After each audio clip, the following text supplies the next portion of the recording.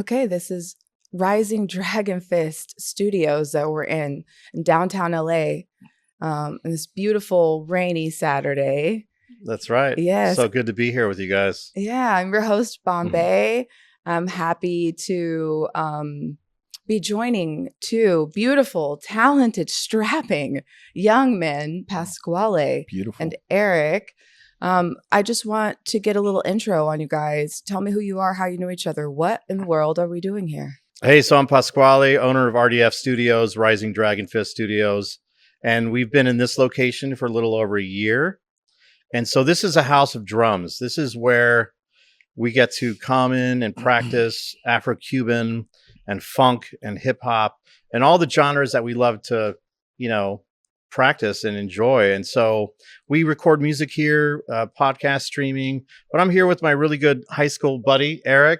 We've been playing music together on and off for like 30 plus years. And so the inspiration behind Special Sauce, which is our drum pack, which is a series of loops for producers and so forth, is just straight up drums. It's seeing like all the similarities and parallels between like American funk music and Afro-Cuban Santeria music, and seeing all these different African, rhythms that have been expressed in Cuba and Brazil and America, New Orleans, etc. Like, we've studied this stuff for the last 30 plus years, and we've kind of like, came together and we're like, hey, let's do this cool project where mostly I'm doing congas and percussion and Erik's doing drums, but we kind of switch off sometimes. So like a little bit of a background on who, Erik is. This guy's like probably one of the most underrated drummers and percussionists here in LA. The guy is just an incredible drummer.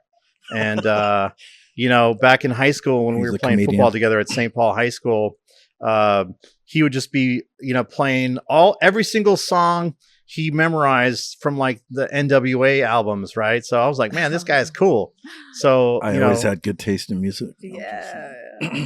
For sure. So like after high school, 1992 is when we started saying like, yeah, what is this stuff that we're discovering? Right? What's salsa music? What is the power of the drum? Like started just calling us, and so that's when we really started going to the source, and studying Ramon Banda, who was the timbale player. Yeah, for sure. Ramon was amazing. Yeah. Huge impact on both of us. Really, huge impact. From the Latin scene. To give you a little context, like he was the part of the rhythm section for the Poncho Sanchez group. Also just an incredible player. Norwalk, California. Representing Norwalk, California, baby. So yeah. Cool. That's kind of a, a little bit of an intro. California. Is that the Bay?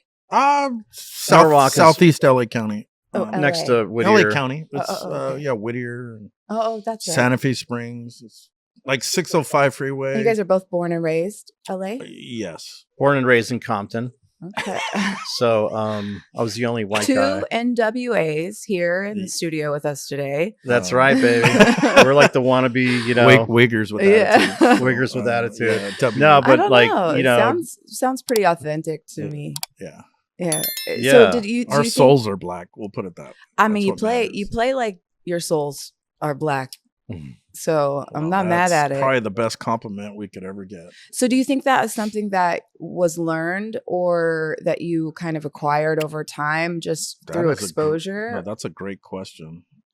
For me, I just think it was just a natural in my blood to just be able to, like, I always gravitated towards African American music, and for some reason certain styles just speak to your soul, whether you're part of that culture originally or not. And so much of that I think has to do with the rhythms, right? I mean, absolutely, much of it I think we can attribute to the rhythm part. For sure. So as two percussionists, that has probably been ingrained in you and your spirit, if nothing else, since the beginning of your music path, right?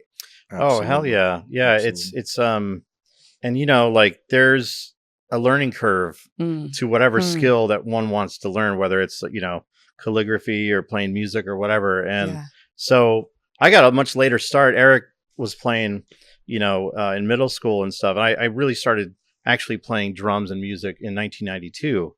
And so the idea is to like, how do I get to the source? That was, and it has continued to be my journey, my passion is like, all right, let's get rid of all the fluff and all the unnecessary stuff. And like, where does this come from? And so like, for me, enjoying hip hop and dance music, house, growing up in the 90s in LA, like going to raves and just, being a part of that scene as well. Like the overall like connecting thread for me has always been like the tribal effect of like the drum, whether it's like the 4 on the floor on the bass drum or like getting people to dance. Like, how do I get people to dance? So if I'm playing jazz or R&B or whatever the hell I'm playing, like, how do I get the crowd to move? How do I make the connection for me, the performer, or as a band collectively with the audience? Because they're the ones that are going to tell you whether your shit is happening or not. 100%. Right? You better believe it. And as a performer, do you agree with that? Oh, absolutely. And I think as artists, we tend to lean towards the things that move us emotionally. And sometimes that's more like B-side stuff, the more obscure music. But when you start performing live, you realize people want to move. People want to dance. And if you can move the crowd, I think you really, you're wielding some power.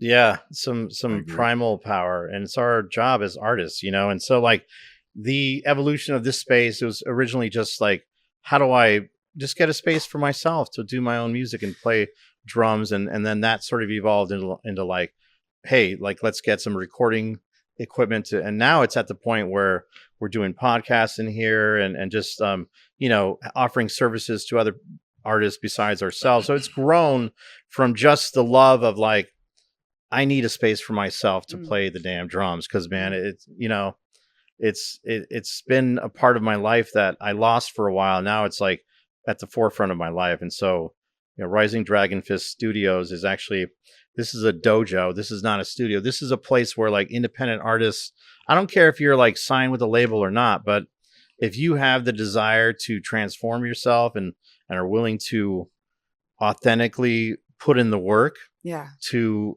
improve whether you're a singer or drummer or whatever, like we're here to promote that. And so this is a record label, by Diamonds in Music, RDF Studios. Like this is a place where anyone can come if they're serious and actually like improve themselves in the musical, whatever your goal is, and so that's really the origin of this place, like, because originally, like from the Street Fighter game, right, which is right behind us, the characters that we see, I'm not sure if we can get them on the camera, but the point is that move, that character in the Street Fighter game, Ken, like says Shoryuken, and it's kind of like a punch a move that he does, Rising Dragon Fist. So I took from that, like, that we have the potential to improve, right, as human beings, as artists. And so that's kind of like, and Erik and I, this drum pack that we're doing, this special sauce is specifically going to be like salsa loops, right? We're categorizing it into like hip hop and salsa and Afro-Cuban stuff and go-go, right? Can we talk about go-go for a minute? Absolutely. I was just going to say there's a lot to unpack there. Okay, so let's just stay on the lane of the studio, because I think the Rising Dragon Fist visual and the origin of the name is really interesting, especially, like you were talking about coming up in LA in the 90s and that kind of shaping you musically and culturally.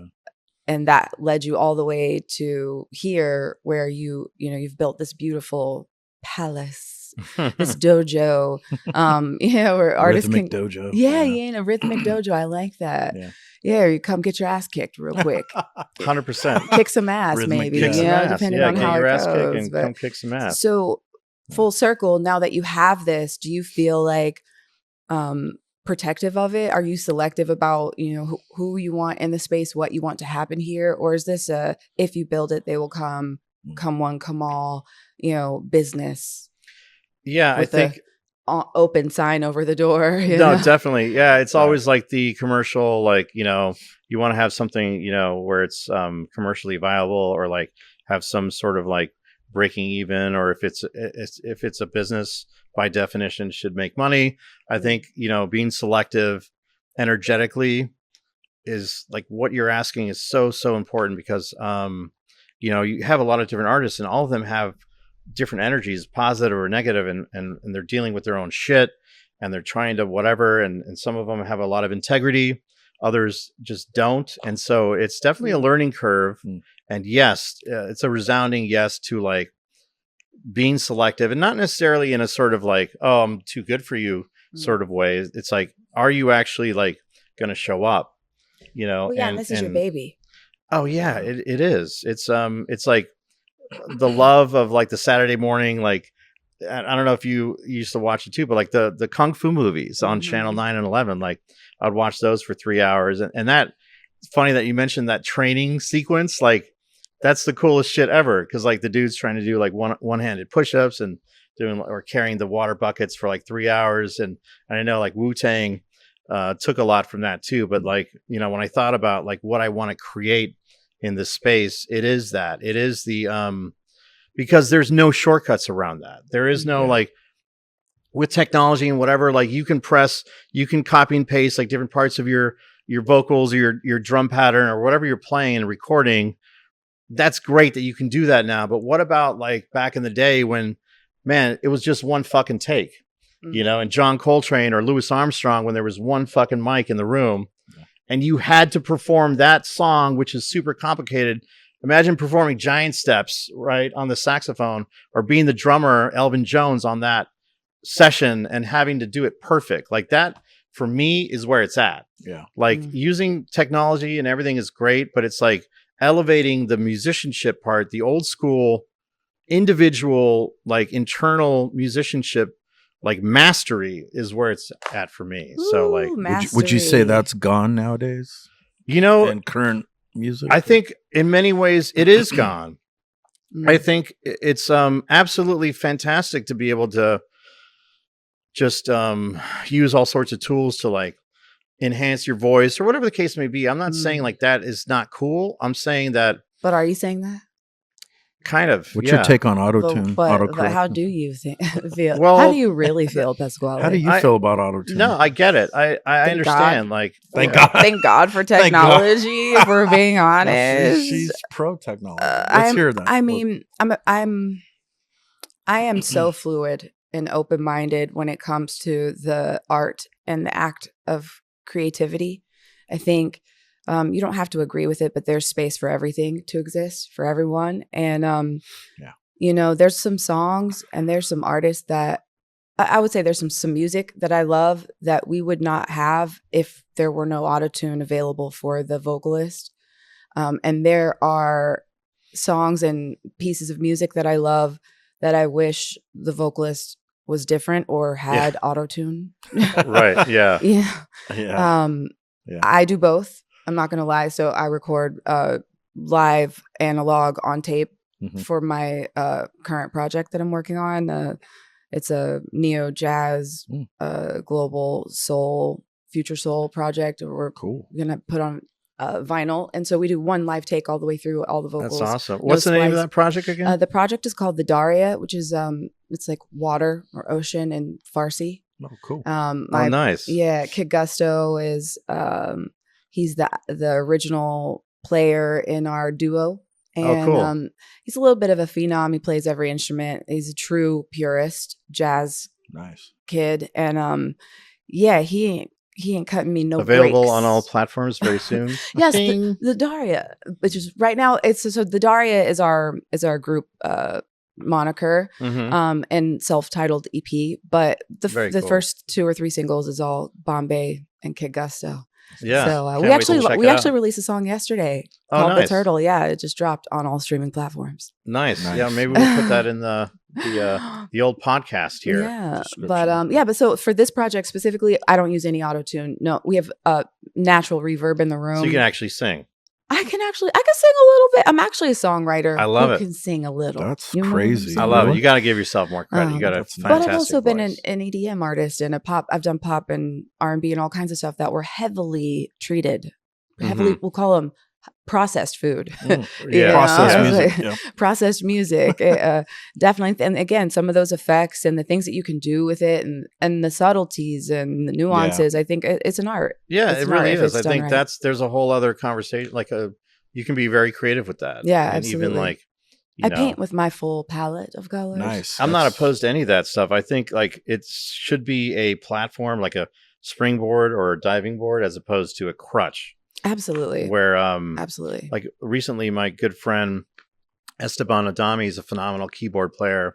He launched his digital product. It was really cool. It's actually, so he was a DJ first and then became a piano player. And so the digital product is actually helping producers learn how to you learn this cheat code of how to play keyboards in order that they get out of this rut that they have, because you can only go so far with okay, I'm just going to go to XYZ platform and just choose samples, and that's all good. But what about having a little bit of knowledge of music theory and actually using the building blocks of what's already there? Absolutely. In order to expand.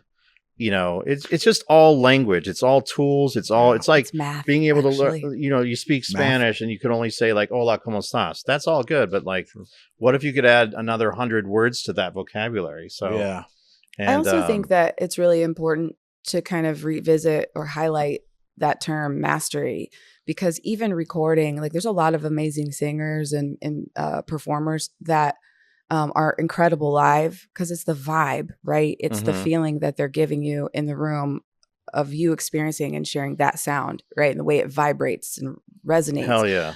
But recording is a whole nother ballgame. And there's a lot of people who can sing or perform that they get in the studio and it just doesn't translate. And it takes, I think, just experience, reps, to actually master the art of recording too. And so to your point, I think the more tools you have in that belt, the more knowledge and understanding you have of the fundamentals of the art of recording, the more room you have to go. For sure. places. And there's no replacements of just doing it over and over again. And being in here the last year, I've learned quite a bit, and it is, I know that it's a lifetime of learning, and it's super exciting to be able to just step out of your comfort zone of what you don't know and just go with it. And improvisation, anyone?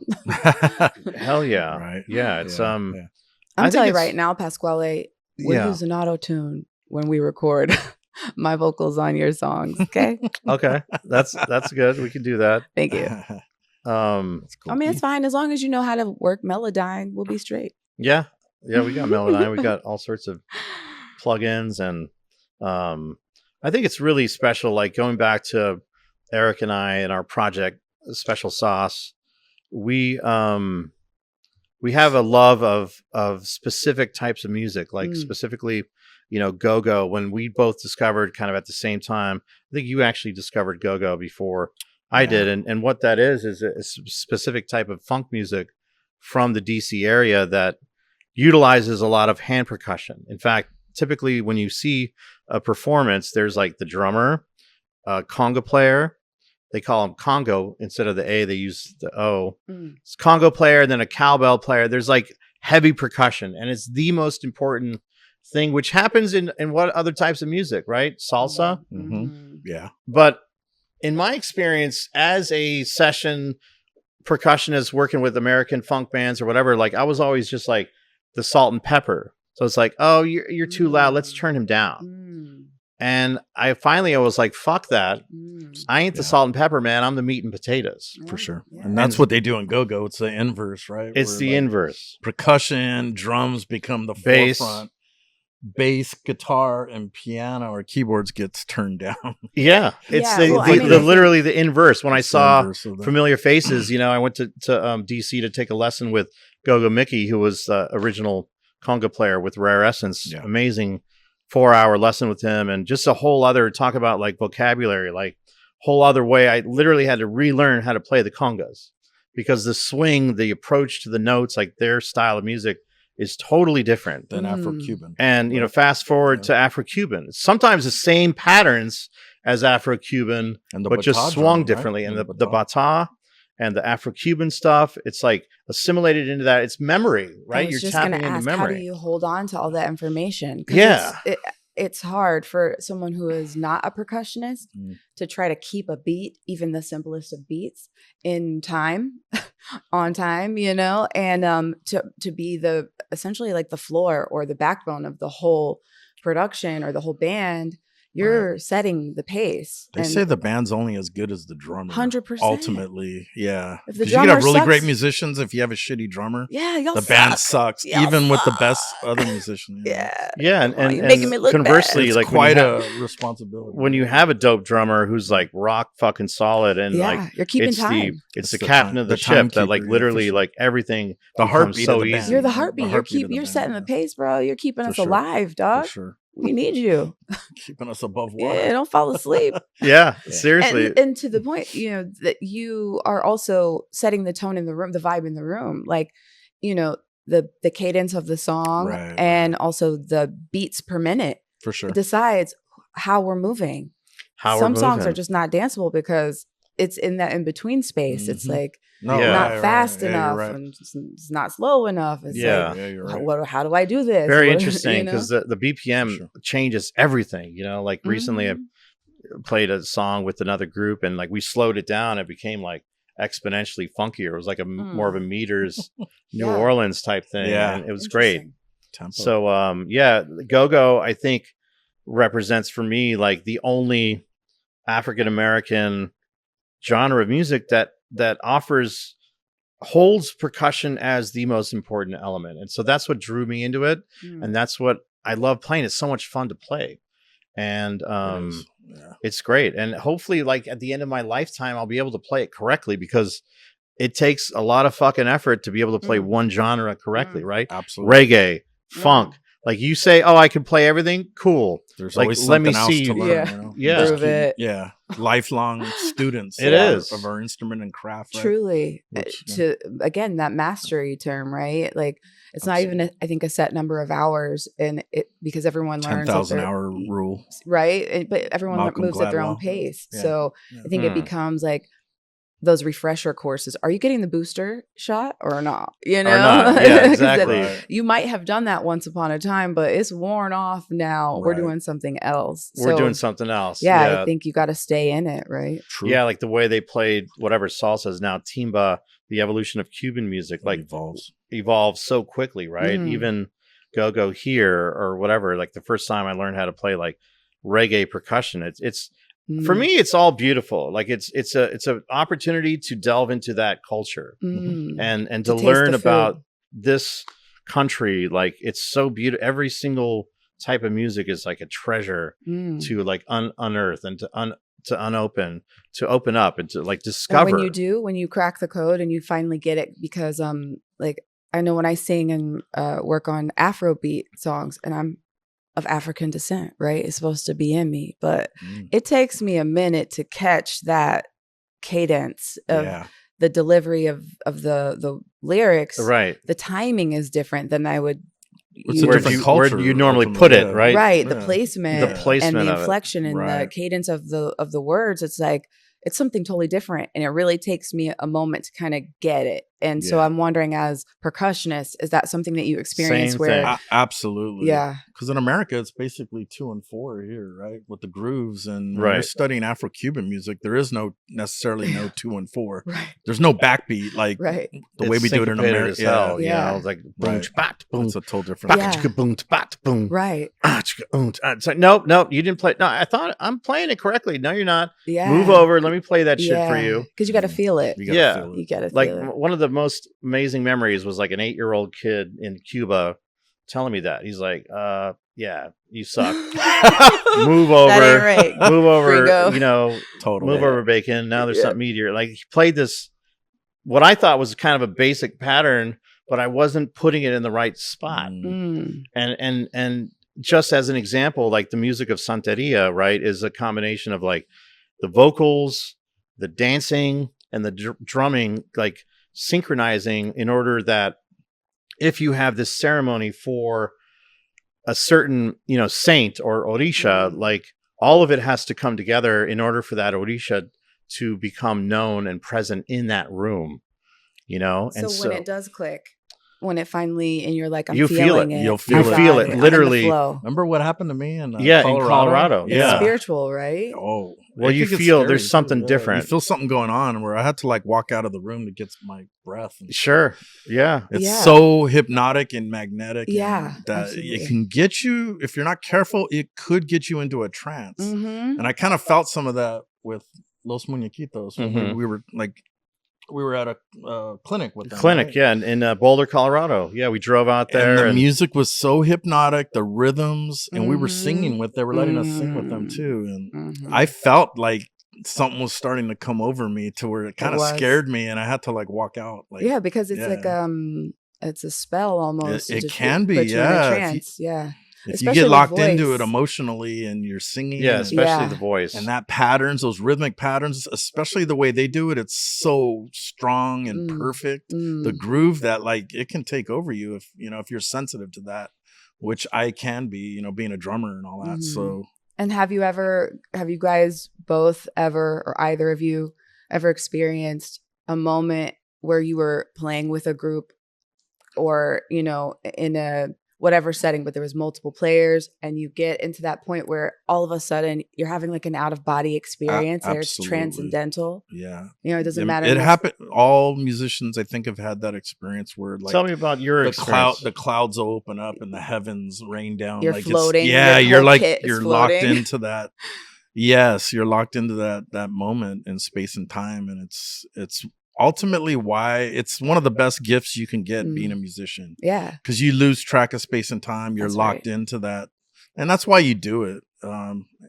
Here's the thing, though: you never really know when it's going to happen. That's though. right. And You can't like, it. oh, I'm going to try to maybe on this song it'll happen. Yeah. It happens, and you have no choice of when it's going And to what happen. is it? What do you think the thing is that makes non-thinking. it happen? It's non-thinking. Like everybody has to be on that same page where we're all. I think it helps if everybody's on to create that experience. I think it helps if everybody's on that same Do you think page. it's where like, it's like a moment when all of the souls or the consciousness in the room stops being conscious about what they're doing and just kind of gets into flow state, and then maybe the song or the music takes the consciousness, and I think that comes alive. I think that's a good way to explain it. Like, it's like the spirit of the music, the cessation, and this is just my interpretation of it, like of being the separation, right, between beings, and you have this small collective of people that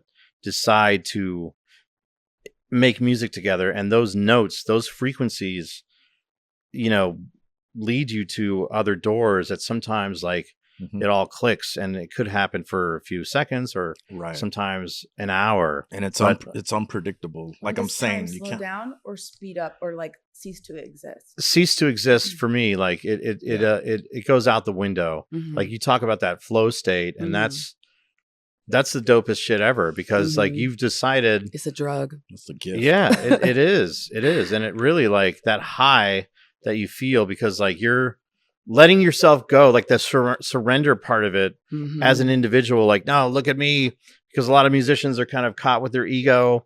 Like, look at how cool I can be when I'm playing.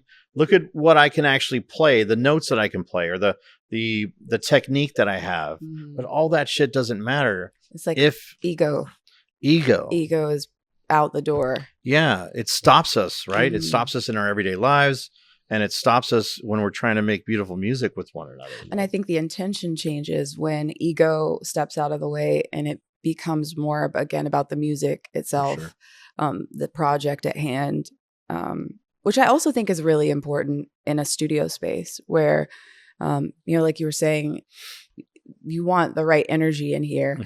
And because creativity is so tender, right? It's vulnerable. It's vulnerability. Yeah. So you kind of have to check your ego at the door and know that whatever we're doing here is for the sake of this project that we are collaborating on. This is our baby. We are birthing it. And it's all about the baby. It has nothing to do with you. So if you say like, hey, Bombae, try that again, or maybe we should do it a different way, or I really liked it how you did it the first time, like a lot of people, I think they don't check their ego, and that criticism becomes personal. It's a personal attack. For sure. And I think in a creative space, and when playing live music together, especially with people you don't know, like a jam session or in another culture playing another culture's music, I think when you don't have ego involved and you're just really a student of life, and you're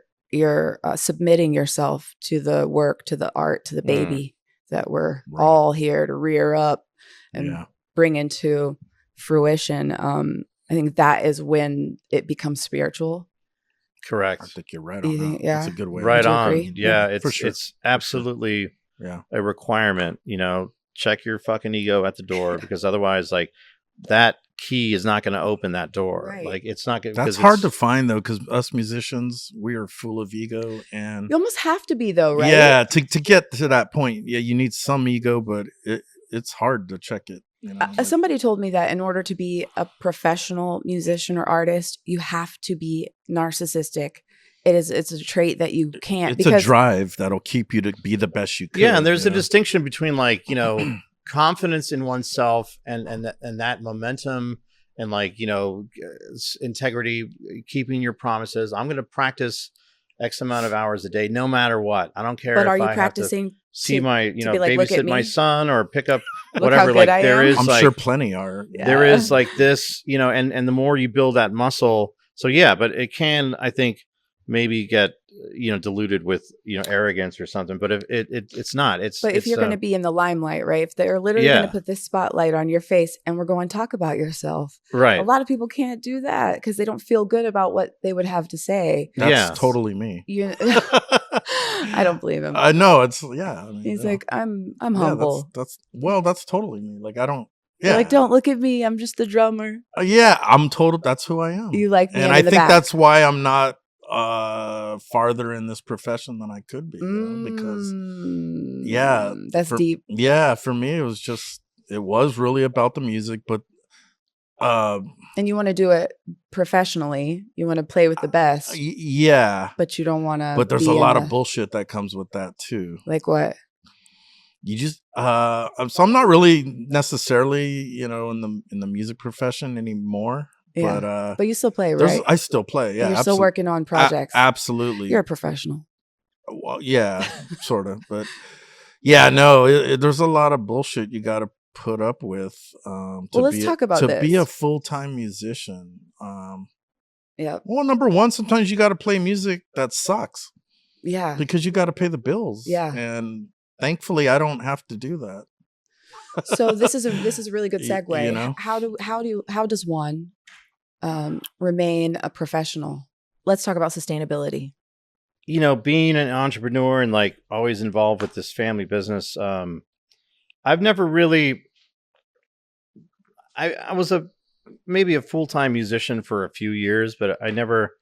It's kind of a double-edged sword, right? Because you, like, maybe, like, devil's advocate, you want to, like, be that studio session percussionist, like the Luis Conte or the Japanese fellow, what's his name, Taiko. Burano. Yeah, like, that's cool. Like, I see the value in that. I've never really.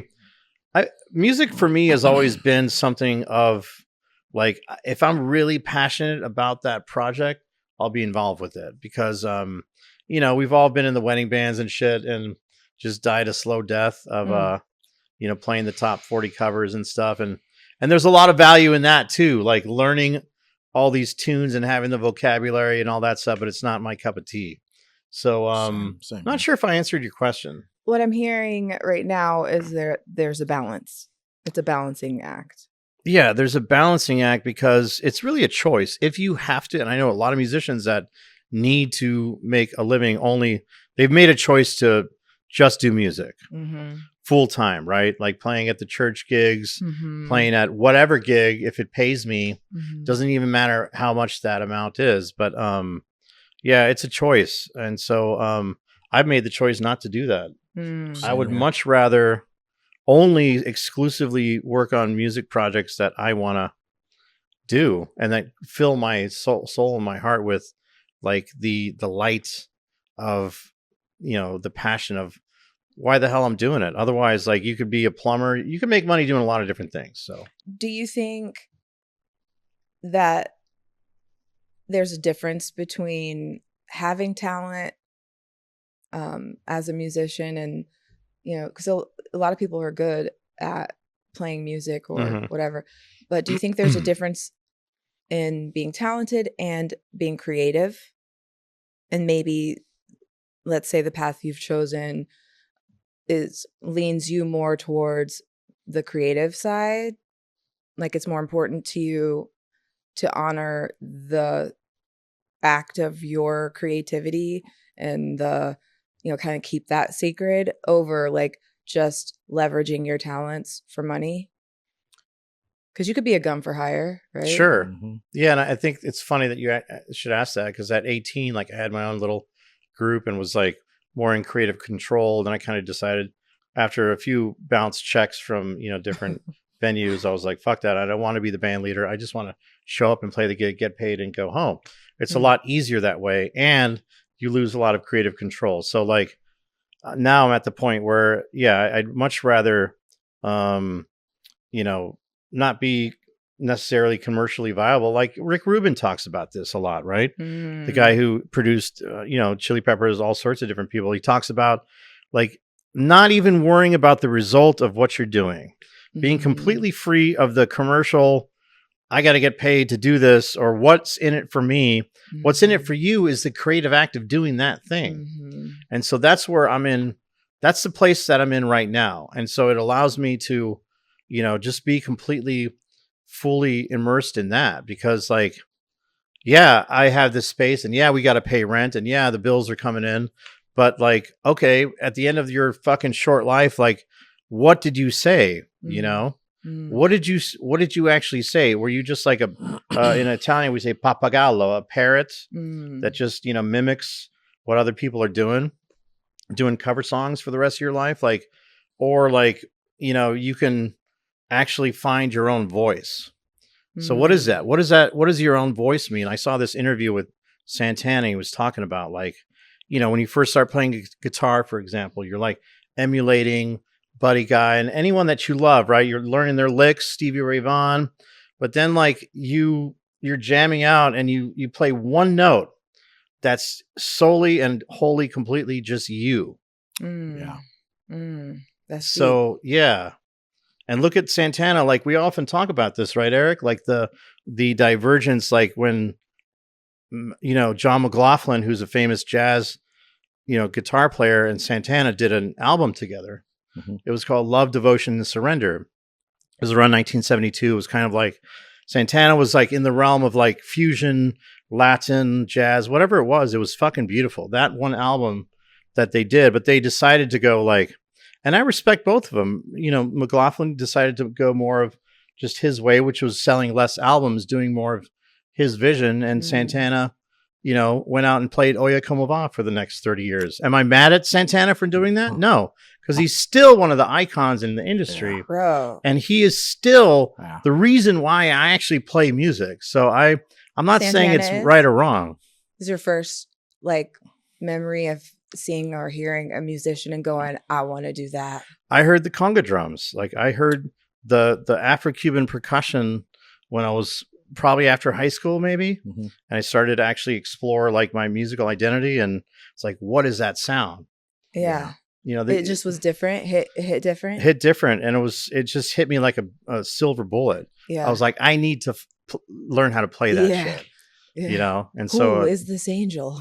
Yeah, just incredible. Like, just open all those doors for me, you know. Yeah. But so I don't know. What's your take on this whole thing, this conversation? Well, back to your original question, I think persistence and hard work will always trump talent. Yeah, that's right. You know, you could be extremely talented, that's right, but if you don't have the drive and the work ethic, if you don't get the reps in. Yeah, and if you don't practice, if you don't work your craft, no matter how talented you are, you're only going to go so far. It's the guy or gal who maybe has less talent but has that sick work ethic will always trump talent. I agree. So that's kind of like to your original question. Like, yeah, but how do you sustain it? Like, how do you supplement because I know there's a lot of people who would love to be a professional NBA player, right? And they grow up thinking like, I'm going to go to the NBA, and maybe they stop growing in 9th grade, or, it's just such a small percentage of talented athletes that can actually even get the opportunity to try their hand at that. But with music, if you can get an instrument or a DAW system, or a computer or whatever, a mic, like you can piecemeal your stuff together, and if you put in the reps and you study and you work hard, like there's a lot of different ways to make music, for sure, whether it's talent or it's learned and rehearsed.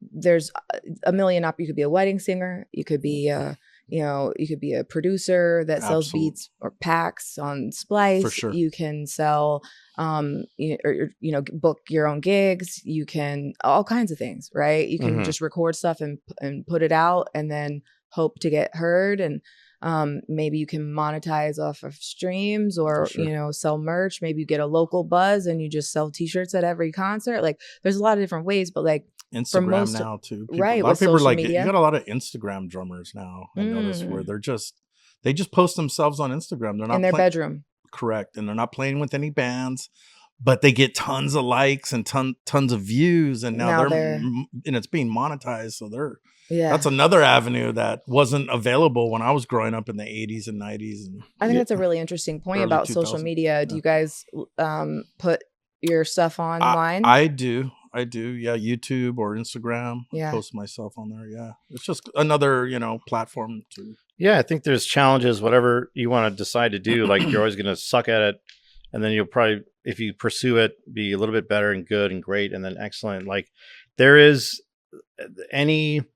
The way I look at it is that we're all 3 feet from gold, and if I decide to try to tame the wild beast that is my mind and get the laser focus that's required to finish shit one thing at a time, one song at a time, one execution, of the mono segreto on the, okay, how do I break down this conga beat and then not leave until I finish that shit, right? And then move on to the next one. And then you compound that so that you basically are telling yourself, you did it. You did what you said you were going to do, and you did it. If it's waking up at 7 o'clock or whatever the hell that thing is, it compounds into the next thing and the next thing. And then the muscle of, I'm amazing. I have integrity, self-integrity with myself, because I did what I promised myself, not anyone else. I did to myself. It'll snowball. It'll start attracting different types of people, like the people that are in this room right now that are full of integrity, because like I am a mirror of whatever the hell is going on out here, right? Preach. Hell yeah. And it's exciting because like you see glimpses of it, and it's fucking raining. We can't make the podcast, or this happened. I can't make my workout, or whatever. That if I can try to tame this wild beast that is my mind, then I will achieve success in whatever that.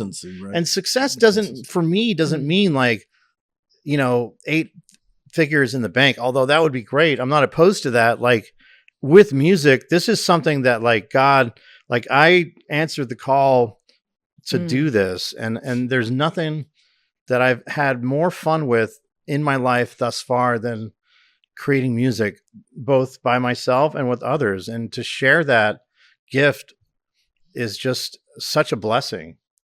You just said a mouthful. I'm like a little bit taken aback by that whole segment. There's a few things that I'd like to revisit.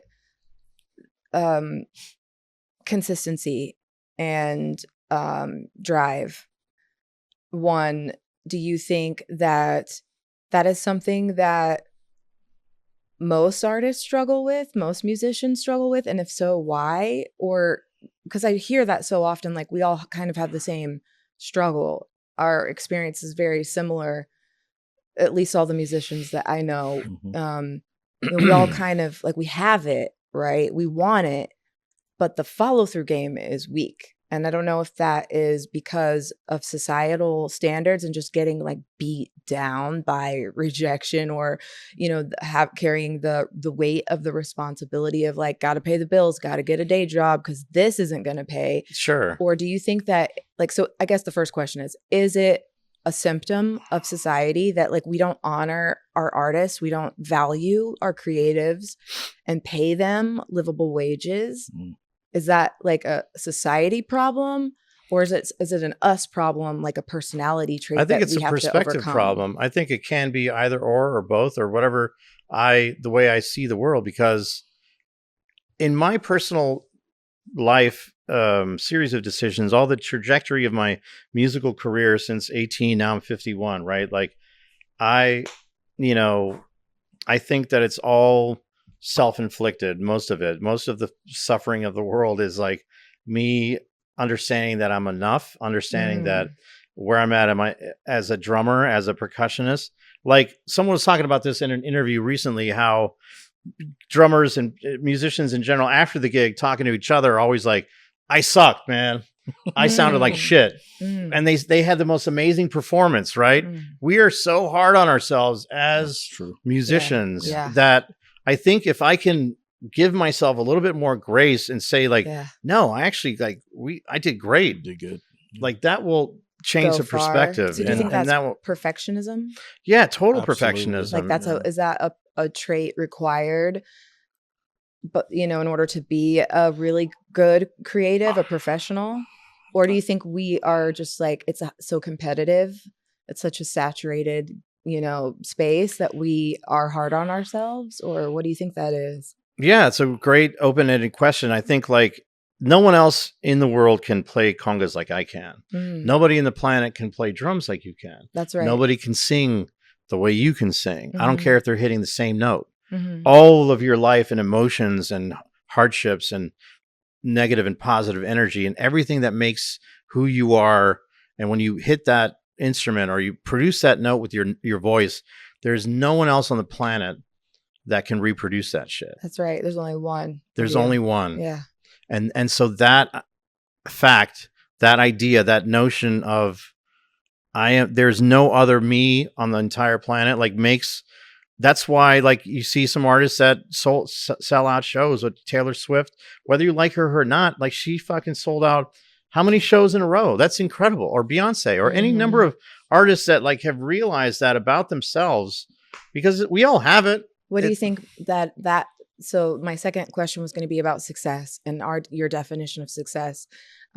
You started to talk about it, and I think that's a really interesting point of like, how does one define success, especially as an artist or a musician, with the standards being so high and you know, the terrain being so rocky? It's kind of hard to see it, right? Like, what does success look like? But to your point, there's recording artists like Taylor Swift, who we can agree by most standards is extremely successful. Yeah. Whether you like her music or not, or you think she's talented or not, she has found success in this game. I have a question. And I would love your guys' opinion.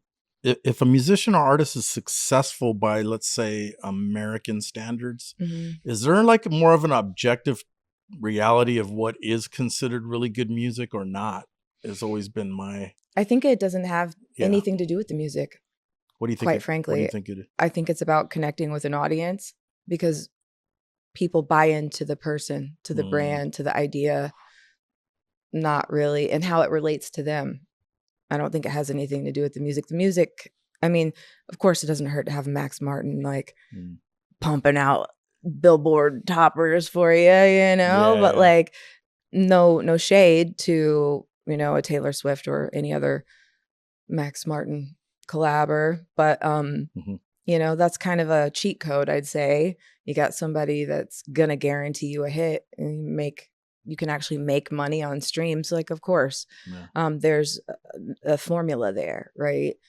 And it's psychological, it's mathematical, even the breakdown of like the song and where your brain releases dopamine after the tension, and then the release right before the bridge. I think it's like the equation of pi too. If you break down the song by meter, it's exactly like wherever pi is on that number is in the song on the chart, that is where dopamine is released. So they actually know the equation of like creating hits. Creating hits. Yeah, they're farming hits based off like of I read something about Enya and how she, like, a lot of her songs were literally not words, just syllables and nonsensical.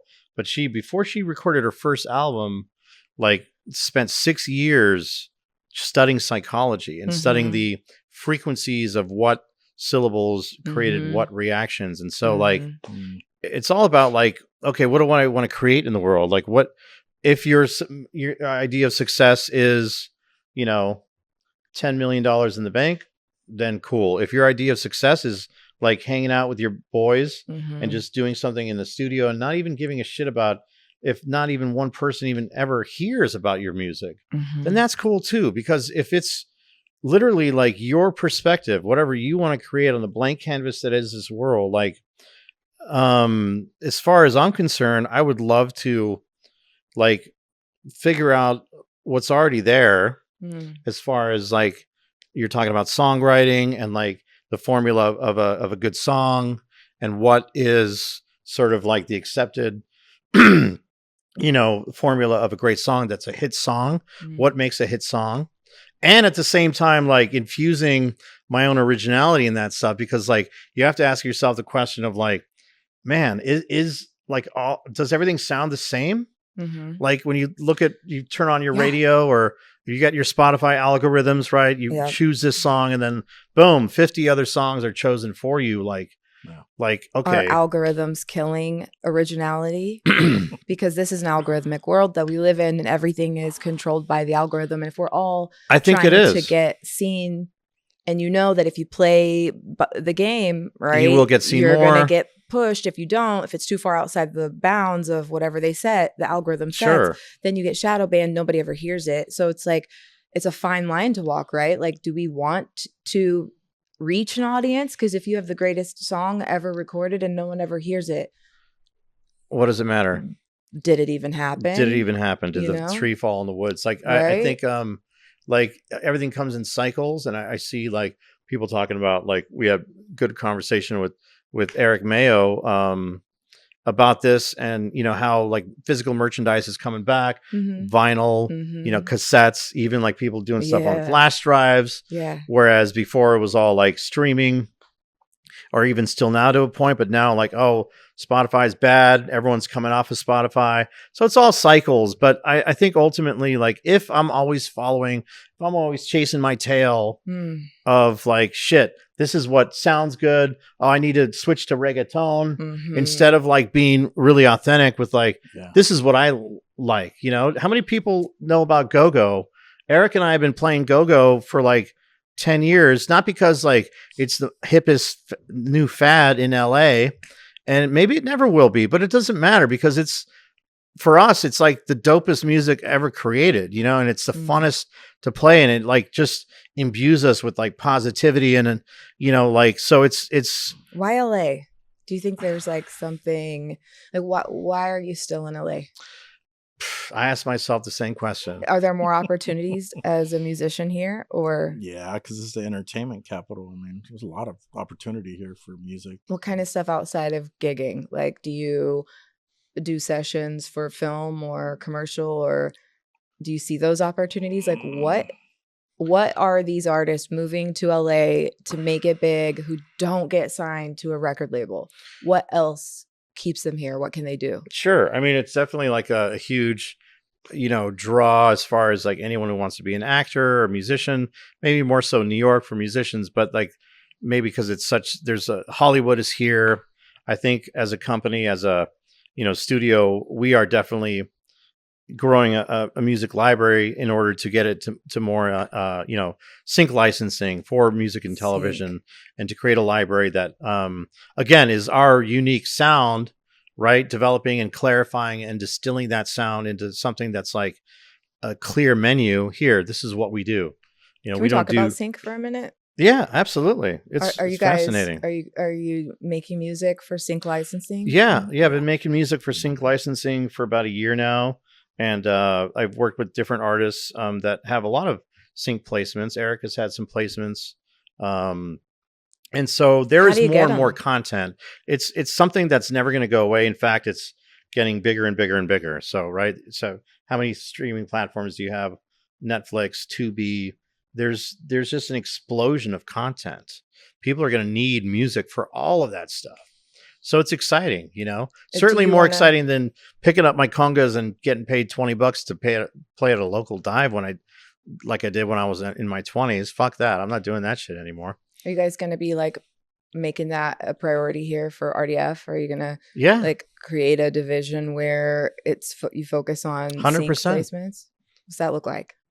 Well, that looks like us creating, like, you know, my goal is to be as prolific as Picasso. Like Picasso painted more and more paintings. The older he got, the more and more paintings he completed and put on the market. So I want to mimic that thing where instead of being perfect, just have stuff done, you know, beat after beat after beat after beat. And a lot of these skills, like I'm learning how to do, right? You know, I spent 30 plus years like learning how to play the congas correctly. Now I'm like getting into the world of sound design. So there's all this stuff is not easy, but it's very rewarding. Where do we find your drum pack? Well, initially, some of the stuff will be on my website, which is rdfstudios.com. There we go. rdfstudios.com.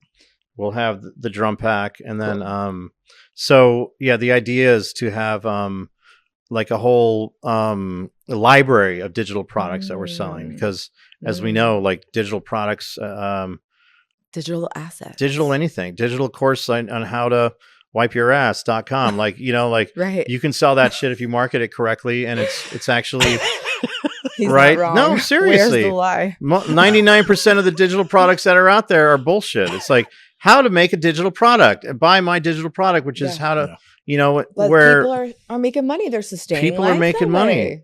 People are driving Lamborghinis and living the Instagram lifestyle. There's more possibilities to do that. Like we live in a paradoxically like the most easy way to get attention and the most difficult at the same time, because you're scrolling. Everyone's scrolling on our phones for 8 hours at least. You know, I'm on the toilet. I'll be there for 7 hours just fucking looking at shit, and then like, okay, why did I stop on this one? Because somehow they figured out a way to get me to stop and look at their shit. And maybe it'll take me 7, 8, 10, 20 times to buy their product. But if they do a good job, then eventually I will. So the opportunity is there. It's just evolving and changing. And we live, you know, it's the face of technology, the filter of technology. We're seeing things through all these different, like, you know, oh, well, you know, we know exactly what you like, so we're going to send you now, you know, 700 different drum packs. I get like every second scroll on my phone is another drum pack because I expressed interest in a drum pack. So I think all we can do is do the best that we can, right, with our product. That's it. That's all we can do. That's what we're going to do. And that's what we're going to do. Yeah. All right. I love that. Yeah. I mean, you guys are talking about go-go and, you know, Afro, Cuban, funk, of all the music in your life and that you know, and all the styles you can play. If you were on, like somebody came, the what's it called? The ghost of Christmas past comes, visits you tonight and says, you know, I'm going to take you on a walk and you've got one day to live. What music are you playing? All right. Anything African-American influenced for me. All Afro, everything. African-American. Well, so like from R&B. America. Yeah, 100 jazz, blues. Yeah. Blues, funk, R&B, etc. Can't live without it. For me, rap. Yeah. Hip-hop. Let's go. Yeah. For me. Yeah. And yeah.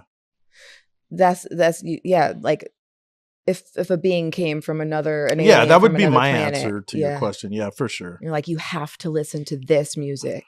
Does it involve alien abduction at all? Beam me up. Because we like probing. Is that we're probing right now. No, I think like we're looking, you know, probed. So some of my top artists B would be like Ida Kere for Latin jazz. So Chucho Valdez is like the Duke Ellington of Cuba. Yeah. And we both seen him live. Absolutely one of the most iconic musicians on this whole planet. Love it. Chucho Valdez formed a group called Irakere. Tons of great musicians, like Art Blakey and the Jazz Messengers. Like, you have these unofficial, informal schools where like all the best cats come out of these bands, right? Because the band leader is so amazing. So Irakere for Latin jazz, Los Van Van for salsa. I got to see them in Havana, Cuba. Of course, Rare Essence for go-go. Some songs like Overnight Scenario, 3 in the morning, the Pancake House. Hey. 4 in the morning, we be rolling to our house. 5 in the morning, the lights go out. Hey. 6 in the morning, you could hear her start to shop. 7 in the morning, it should be calling a cab. 8 in the morning, talking about the fun she had. 9 in the morning, she just getting home, talking about the overnight scenario. 3 in the morning, and the beat is just like, boof. Yeah, it's a bass. It's a bass. Yeah.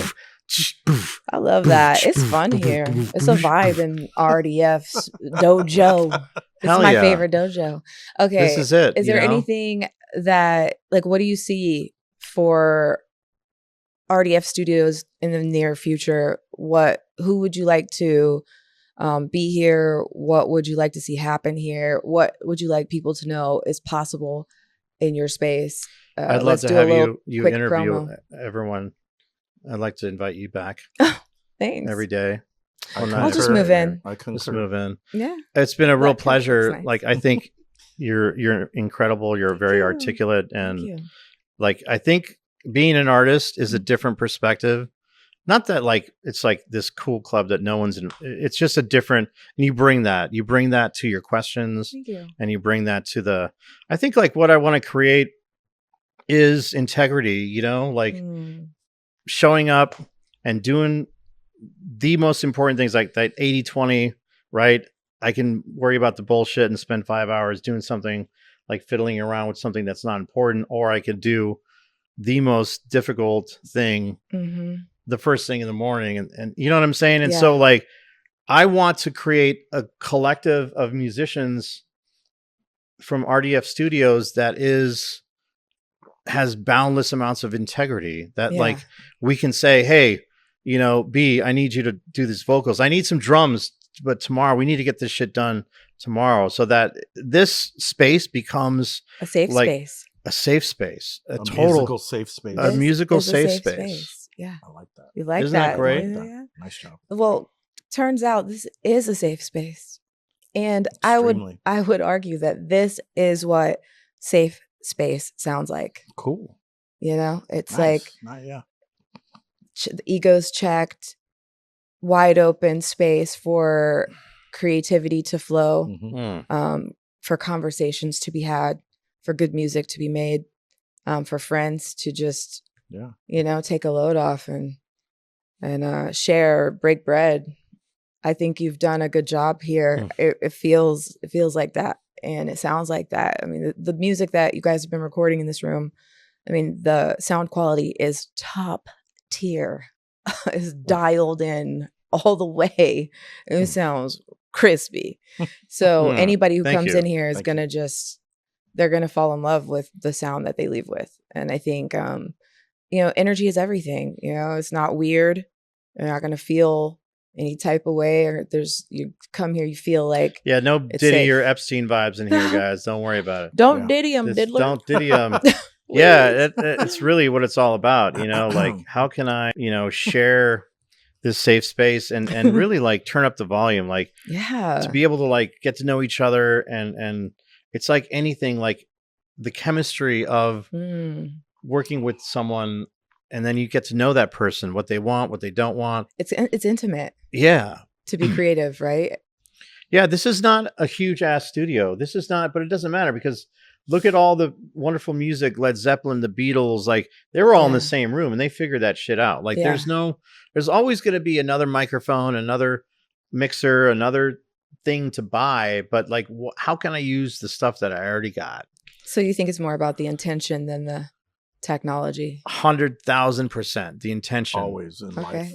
I'll tell you a little story. So first time I went to Cuba, after Eric and I we drove to Colorado to do a week-long intensive seminar with this folkloric group called Los Muñequitos de Matanzas, which means the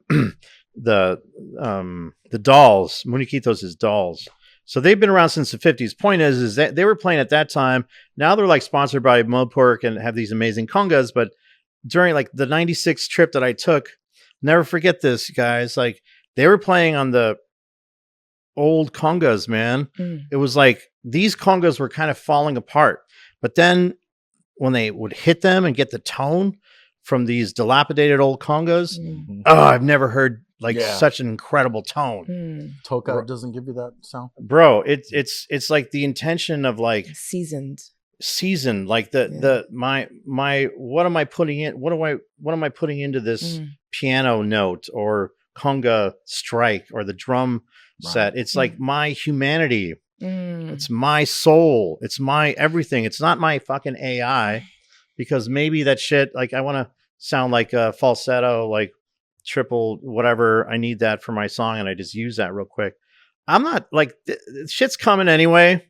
It's already here, so like it's like can't beat them, join them. But like, there's never going to be a replacement for us. Like we're human beings. Like you know, and human beings. RDF Studios is like a place where, I mean, of course, I assume all will be welcome as far as like, you know, instruments and technology and creation genre, but like maybe that is what sets you apart, is the human factor, the personal touch of this space is oriented toward the connectivity, the energy, the chemistry, the intention of what's being created, as opposed to the method.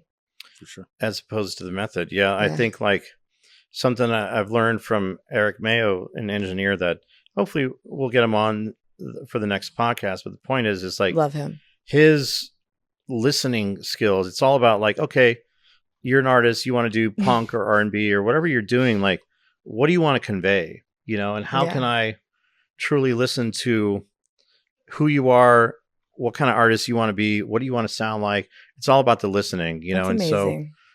So it's been a real pleasure, you know, hanging out and talking with you guys. I have so today. much more to ask you guys. Part 2. We're gonna do a part. We have to do this again. Okay. Yeah, absolutely. We're gonna do it again. Okay, I love that. It's just the beginning. We'll be back. I love when Eric Mail's name. You're like, love him. I love him. We could just get him over here one day. I'm Bombae. This is Safe Space Sounds at RDF Studios. I have had an incredible conversation with owner Pasquale and drummer Erik.